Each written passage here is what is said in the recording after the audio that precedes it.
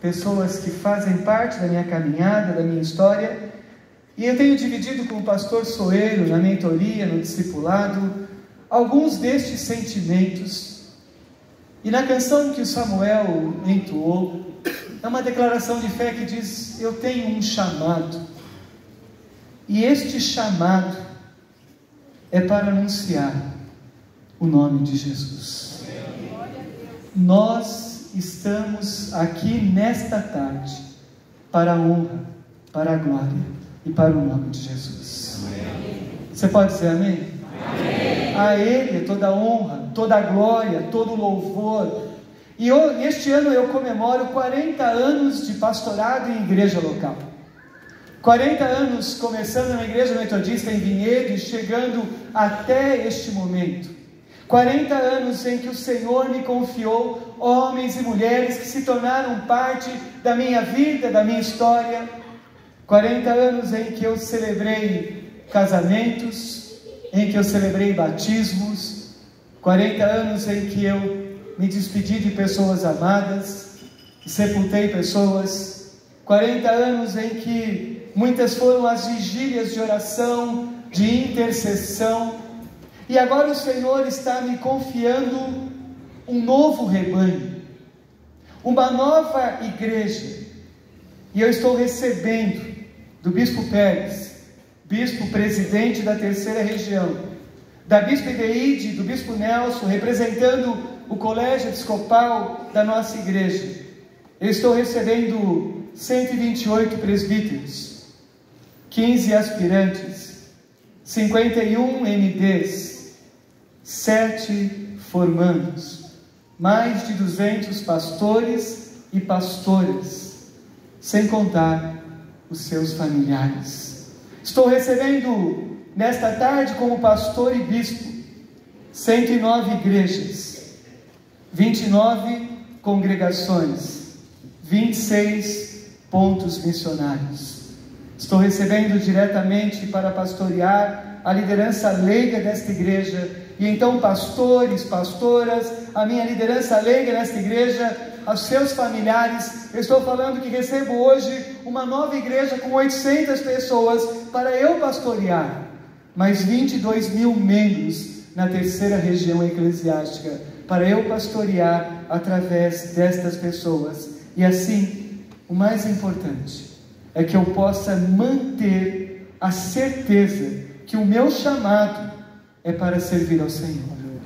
Servir ao Senhor com alegria. E não há outra dúvida no meu coração de que nós fomos chamados para servir ao Senhor com alegria. A minha oração agora é que, como bispo da igreja, eu possa influenciar, eu possa inspirar pastores e pastoras a servir ao Senhor com alegria. A igreja existe, ela existe para anunciar o nome de Jesus. Amém. Neste exato momento está acontecendo o congresso de juvenis. Neste exato momento, os juvenis da nossa região estão celebrando o nosso Deus, porque o Senhor Jesus é a razão da nossa existência. Neste exato momento, há igrejas, há pastores celebrando casamentos, há momentos tão especiais. E então eu quero dividir com você uma palavra nesta tarde, a palavra do nosso Deus, diante deste privilégio. Se você puder, se coloque em pé mais uma vez.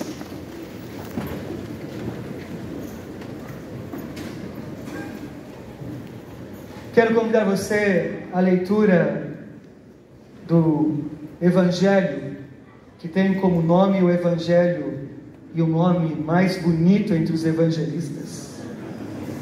Evangelho de Marcos, capítulo 10, de 46 a 52. Marcos, capítulo 10, de 46 a 52. E foram para Jericó. Quando Jesus saía de Jericó, juntamente com os discípulos e numerosa multidão, Bartimeu, um cego mendigo, filho de Timeu, estava sentado à beira do caminho. E ouvindo que era Jesus, o Nazareno, começou a gritar: Jesus, filho de Davi, tem compaixão de mim. Muitos o repreendiam para que se calasse, mas ele gritava cada vez mais: Filho de Davi, tem compaixão de mim. Jesus parou e disse: Chamem o cego. Chamaram então o cego, dizendo: Corre, coragem, levanta-te, porque ele está chamando você. Atirando a capa para o lado, o cego levantou-se de um salto e foi onde estava Jesus. E Jesus lhe perguntou: O que você quer que eu lhe faça? O cego respondeu: Mestre, que eu possa ver de novo. Então Jesus lhe disse: Vá, a sua fé te salvou. E imediatamente passou a ver e foi seguindo Jesus estrada fora.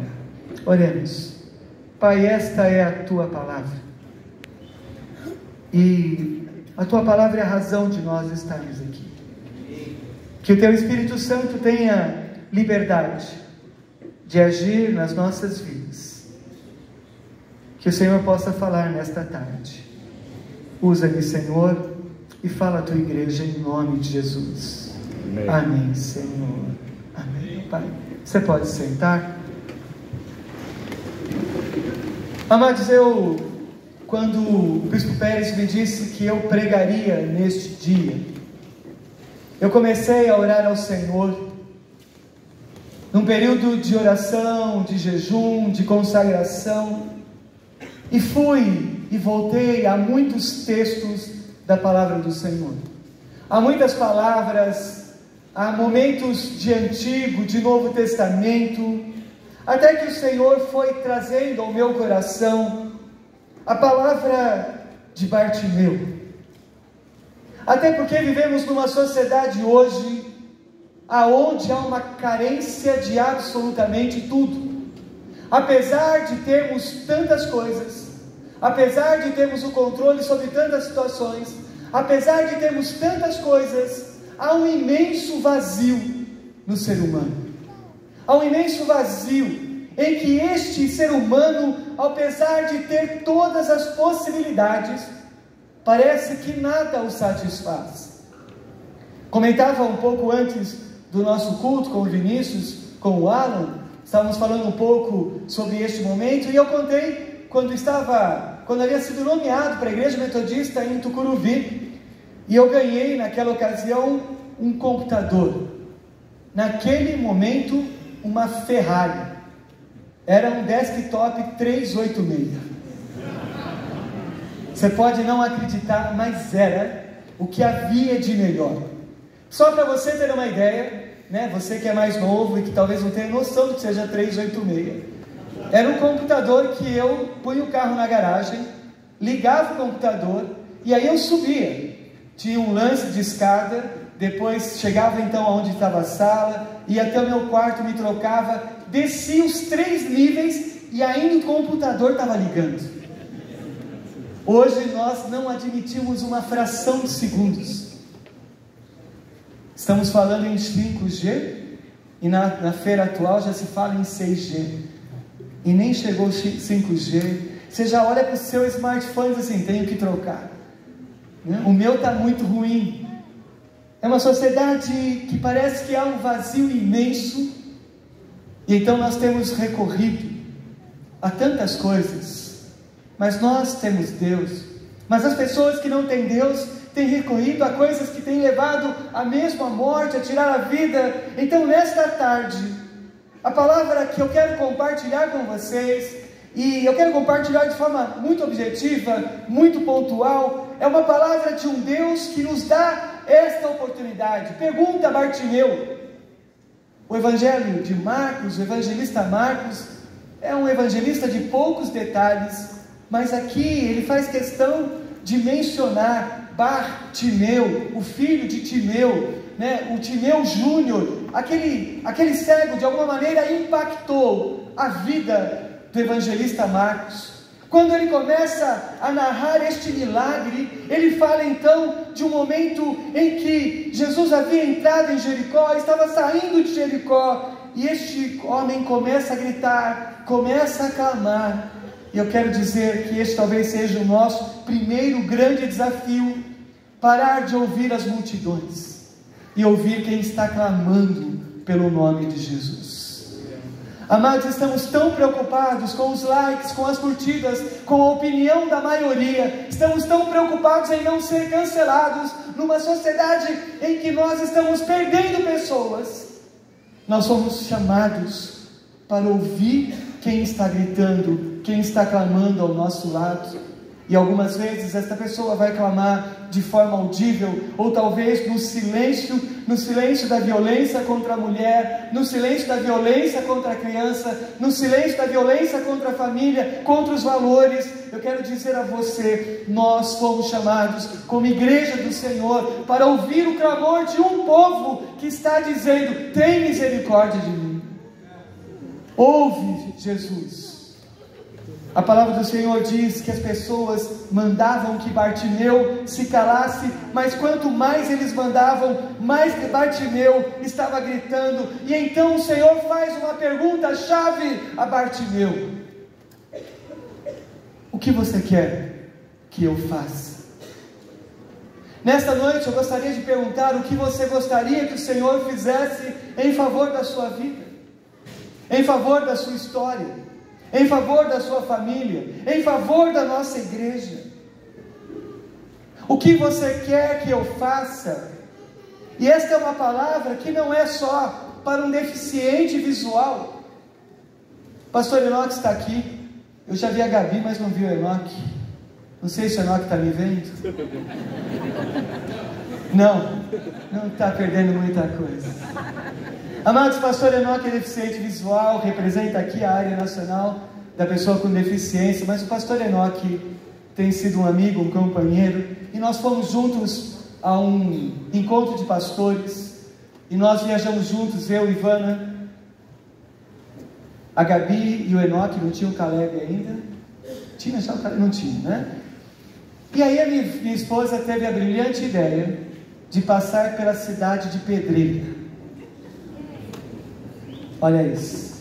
Eu disse: gente, o que eu vou fazer com Enoque em lojas de louça?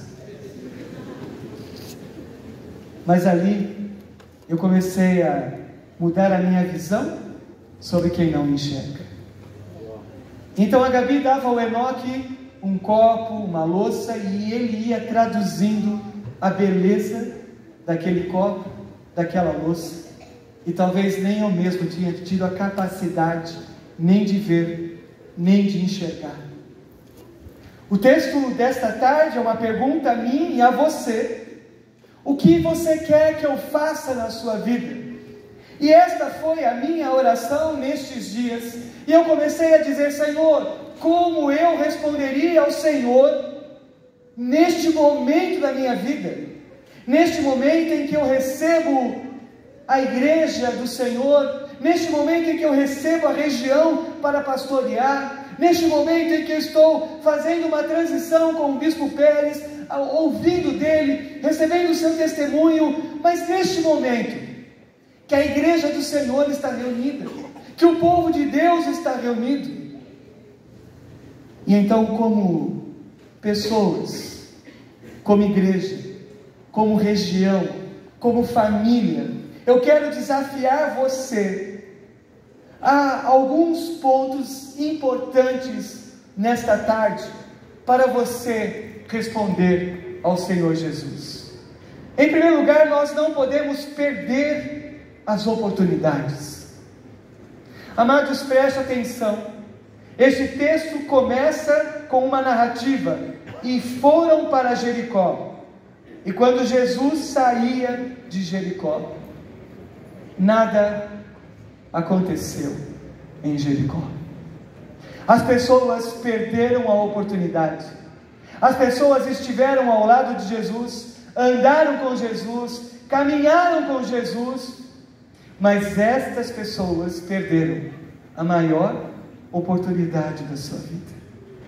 Não há uma narrativa do que Jesus fez em Jericó. mas há uma narrativa de pessoas que perderam a oportunidade. Jesus entrou e saiu em Jericó e nada aconteceu. Eu quero dizer a você, não